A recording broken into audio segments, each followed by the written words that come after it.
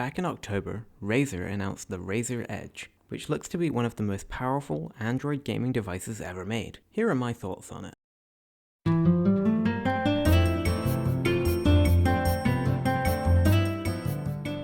Hello and welcome to Retro Breeze, and today I'm talking about the Razer Edge. Before I get into that though, the audio quality on this video is not as good as usual because I'm not at home right now. But I wanted to share some thoughts about this anyway, based on a conversation I had with a viewer the other day. So first of all, what is the Razer Edge? Well, the Razer Edge is an upcoming gaming handheld from Razer, which has been made in collaboration with Verizon in the US and Qualcomm. The Razer Edge will have a Qualcomm Snapdragon G3X Gen 1 processor, which is a gaming dedicated chip designed from the ground up by Qualcomm to deliver the best active-cooled gaming experience on Android. It will have a 6.8-inch 2400 by 1080 144Hz AMOLED display, 8GB of LPDDR5 RAM, 128 gigs of onboard storage, as well as support for microSD cards. It has a 5000 mAh battery, and then a whole host of other connectivity features such as Wi-Fi 6E, Bluetooth 5.2, and even a 5G model. So there's no doubt about it that the Razer Edge is going to be a hugely powerful and well-equipped device, and it's being made by a very respected, well, depending on who you talk to,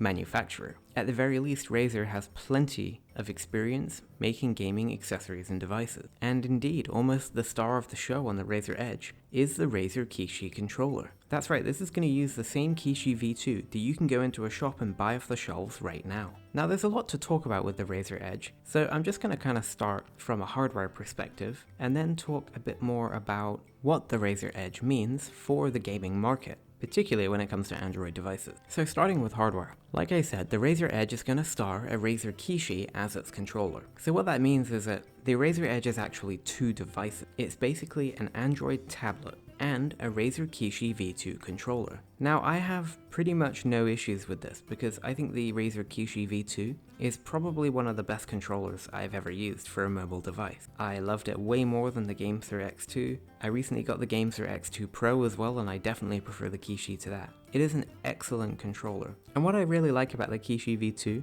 is its quite unique approach to the standard gamepad layout. For example, its face buttons are actually very clicky mouse switches. They barely have any travel. It's kind of all click and no travel, but it feels absolutely great. It's also very compact, despite having analog triggers, and even has a couple of macro keys. So in terms of controls, I think that the Razer Edge is kind of coming out swinging out of the gate. It has an excellent controller just included in the box. And then of course we have to talk about the tablet itself, which is undoubtedly, I'm pretty sure this is going to be the most powerful Android device ever created for gaming. I don't think there's going to be anything for quite a while that's going to come anywhere close to the G3X. Of course, we haven't actually seen it, but a gaming dedicated ARM chip for an Android device, I just highly doubt that there's going to be any chip on the market that's going to come close to the G3X for gaming for quite a while after the Razer Edge's release. In fact, I'm guessing that the next comparable model will be whatever G3X device comes after the Razer Edge. However, do I think that the Razer Edge is going to be an ideal gaming device? And I'm honestly not sure that it will be, for the simple reason that I think that a cohesive device that is all in one unit I find to just generally be a more enjoyable experience than a controller that you add to another device. Now of course the Razer Edge tablet is no doubt going to fit perfectly into the Kishi and make it more cohesive than, for example, if I added my own phone. But that still doesn't change the fact that this is two devices, right? It's a tablet and a controller. And I personally just don't think that that experience is going to be as good as if this were a one and done device. For example, the Logitech G Cloud came out recently, and whereas I'm really kind of dumbfounded by the interest in that device, at the very least it showed that a big manufacturer like Logitech could make an Android gaming device and make it fairly good, at least in its construction and build and how it felt in the hands and everything. And again, I just don't really think that this idea of clipping the controller onto the tablet is going to be as good as if it were just one unit. That said, I do know why they did this, or at least I'm guessing this is why. And that's because the Razer Edge is going to be an Android gaming device. We're not really talking about emulation here. We're not talking about, AAA console games. We are quite literally talking about Android gaming. And some of the time, in fact, I might even say most of the time, Android games don't have controller support. or at the very least, they're not designed to have controller support. So there really needs to be a way to get rid of this controller if you're an Android gamer. Now, of course, that's not really my space. I'm not really interested in Android gaming. I can't even remember the last native Android game I played that wasn't like a port or a remake of an older game, so it's really not for me. So I understand why they went for this direction, but I do think that it is going to make the Razer Edge not as enjoyable of a device as something like the AYN Odin, which to me, I pick up the Odin. Now I'm pretty biased because the Odin's my favorite handheld ever, but I pick up the Odin and it's just so good. It's just such a great device and I love everything about it. And you know, when you start playing a game and it's all in one and you've got your controls right there, it's just really great. And I'm just not quite sure the Razer Edge will have that same feeling. But of course, this is all kind of superficial and subjective. What do you think about this particular point of a one whole unit cohesive device versus a clip-on controller model like the Razer Edge? Please let me know in the comments below. And by the way, this actually reminds me, gosh, I've been using these clip-on controllers for years. There was a long time ago now, probably, hold on, I'm trying to think about it, it must have been 10 years ago, that I got a Moga. Does anybody remember Moga? This was one of the first Android-based controllers on the market, and you actually had a clip that you flipped up from the controller and put your phone on top. And I was working in London at the time and traveling around 2 hours a day, there and back. And I just had my phone clipped into this Moga the whole time, and I was just playing games on it. And even back then, that was a pretty decent experience. So really, I think this whole point that I'm making here is kind of one that could easily prove me wrong, right? If the Razer Kishi and the Razer Edge go together really well and make a really cohesive, solid device, then I'm gonna have no complaints at all. So I'm not necessarily saying that this whole thing is a deal breaker. I just prefer a cohesive device, but at the same time, I've enjoyed clip-on controllers for years, so I don't know, I guess I'm kind of contradicting myself, but I'm interested to see what the device is like in the hands. Now, of course, pretty much every other specification on the Razer Edge is unbelievable. A huge battery, Wi-Fi 6 is going to make it perfect for streaming, even 5G if you want to play online on the go. However, there is one thing about it that I'm a little concerned about, and that is the screen. Now, don't get me wrong, I love the sound of a 2400 whatever 144Hz OLED display. However, in the recent hands-on photos that came out just a few days ago, as of making this video, the screen seems to have massive corner radius. Now again, I know that this is everybody has different opinions on this, but I think that for a gaming device, this corner radius is horrible. It's horrible. It looks awful in the pictures, and I don't know why they made it so big. I get that if you have hold on, I don't want to get in trouble for saying something like this. If you have a mainstream smartphone, and you want a squishy experience, I get that the rounded corners on the screen can make it I don't even know what it is, fun, maybe more cohesive, but on a gaming device where I want to maximize the screen real estate and get the most out of my gaming experience, I do not want these huge rounded corners. This to me may be a deal breaker for the Razer Edge, and I was actually planning to buy the Razer Edge as well,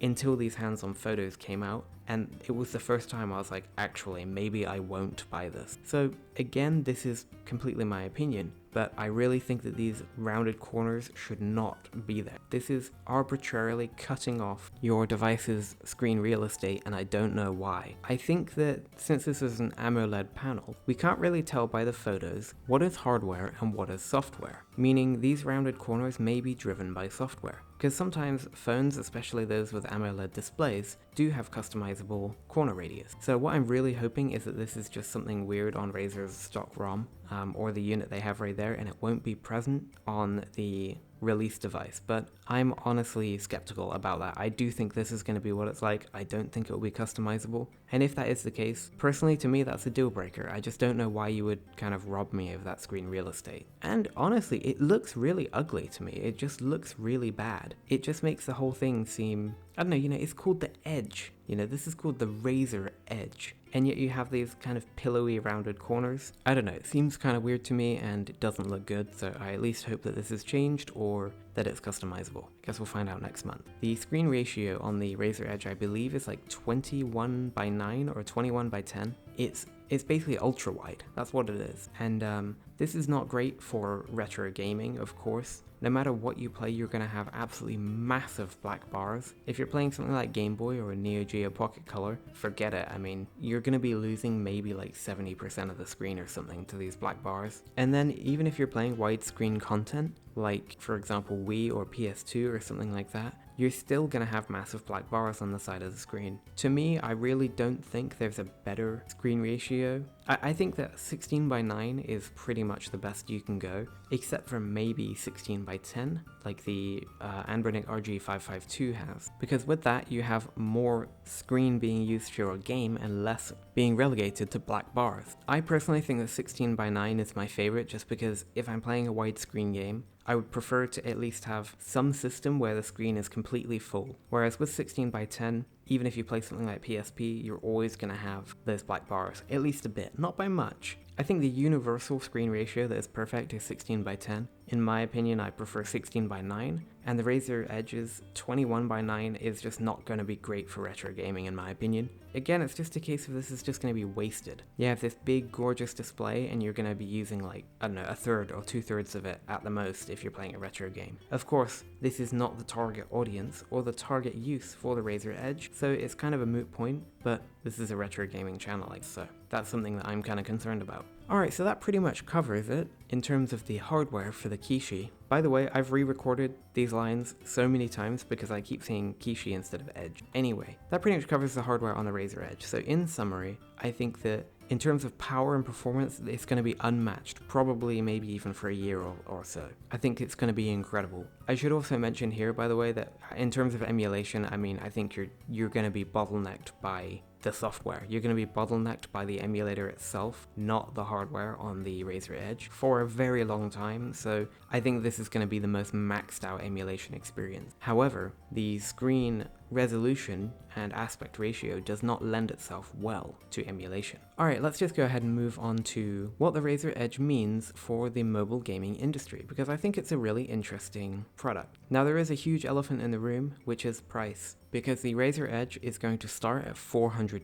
That immediately places it in the exact same swinging distance as the Steam Deck. Now right now in the handheld gaming industry, there's a big tendency to just compare everything to the Steam Deck and say, oh, it's not worth it because the Steam Deck exists. I 1,000,000% don't agree with that comparison at all, especially when it comes to comparing an x86 device like the Steam Deck to a ARM-based device like something like the Razer Edge or the Odin. These are different classes, you really can't compare them, and so I don't think there's anything wrong with spending the same amount of money for an incredible ARM-based device as an incredible x86 device like the Steam Deck. I have no issue with that, but will consumers? And it seems kind of like this handheld gaming industry has never really taken off. It's always had a really hard time. So all the way back to the Moga controllers I was talking about and the Sony Ericsson Xperia Play, these gaming Android devices just never took off. It's only in this last year or so, since basically the Powkiddy X18S came out, that we've had any reasonable niche success with Android-based gaming devices. And of course we've been kind of blessed this year with like the Odin and the Retroid Pocket 3,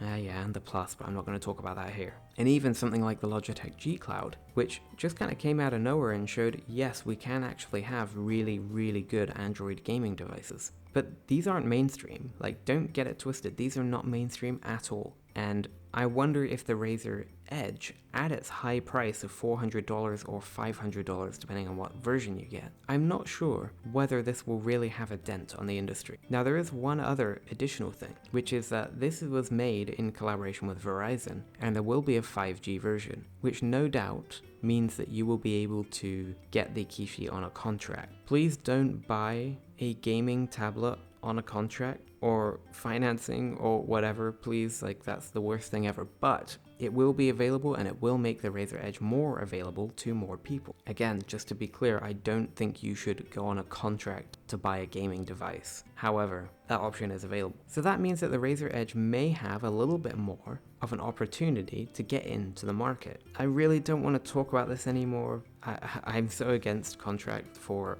mobile devices in general. I haven't had one for like 10 years, but if somebody can walk into a Verizon store and walk out with a Razer Edge having had $50 leave his or her account, that right there has completely bypassed the biggest barrier of entry to this device. Now, from a purely moral or financial point of view, I would rather the Kishi fail than rely on that mechanism to succeed, but again, it's there, I have to talk about it. However, after all of that, Razer is a hugely respected company with a really good track record. The Razer Kishi V2 is probably, I think, nearly everybody's favorite mobile controller right now. I think they came up with an incredible product, and I have absolutely no doubt that they will be able to pull off a really great mobile gaming device. In fact, they've already done this a couple of times with the Razer phone, the Razer Phone 2, and of course the Razer Jungle Cat. But even those were not successful devices. Sure, enough people bought their first Razer phone for them to make a second one, but if you think about it, that was probably a lot of Gen 1 hype, and then we didn't get a third device, which means there probably wasn't much Gen 2 hype. So you see how this works. I think that the mobile gaming industry, specifically like Android gaming, not something like a game console like the Switch, but like the mobile gaming industry, is not mainstream at all. The Logitech G Cloud was the first ever mainstream gaming device that you could go into a shop and buy off the shelves. The first one in years anyway, since basically the Xperia Play as far as I can tell. As well as of course mobile controllers like the Kishi. But this industry still doesn't have a good foothold. So maybe the Razer Edge will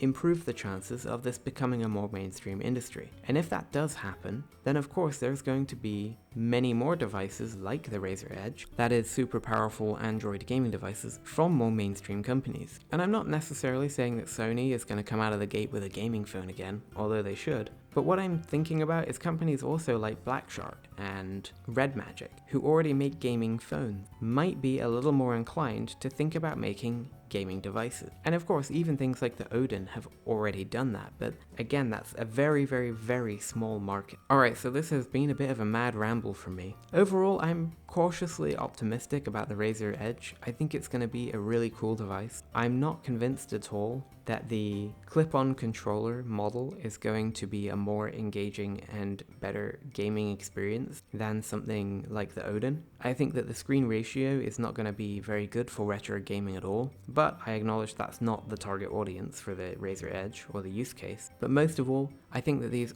awful rounded corners are horrible, and I think they've got to go. I really hope that these are customizable in software. They really shouldn't be there. It reminds me kind of the camera punch hole on the GPD XP Plus. There's no reason for these things to be there, get rid of them. And after all of that, I'm hoping that the Razer Edge will have a very positive impact on the Android gaming market. I think it will push the currently existing companies like AYN to consider making really more powerful devices, and I think that it may influence other companies, especially companies who are currently making gaming phones like Red Magic and Black Shark, to consider making actual Android gaming devices. So that's it for this video. I hope you enjoyed it. Please let me know all of your thoughts and your comments. You're looking forward to the Razer Edge? Definitely let me know. Planning to pick one up? I might do that. I'm not sure. It's a very expensive device. It'll be just after Christmas, so I'm not really sure. I'm at the age where I don't really get a lot of Christmas money. I just spend a lot of Christmas money, so I don't know. It's not an ideal time, but I'm looking forward to it. I'm looking forward to seeing it in action, maybe getting one myself, and at the very least, seeing what everybody else thinks of it. So thank you very much for watching Retro Breeze, and I look forward to seeing you again very soon.